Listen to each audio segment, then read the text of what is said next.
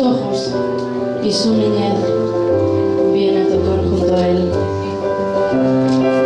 Pero siempre hay borrachos con babas que le recuerdan quién fue el más joven maestro al piano, vencido por una mujer.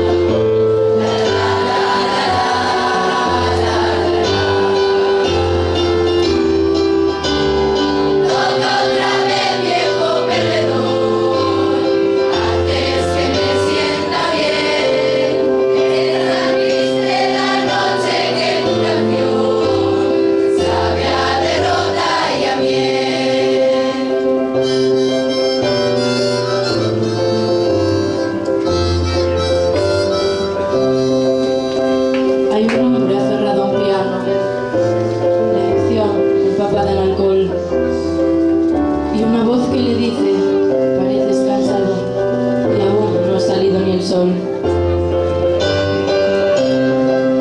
El micrófono huele a cerveza y el calor se podría cortar.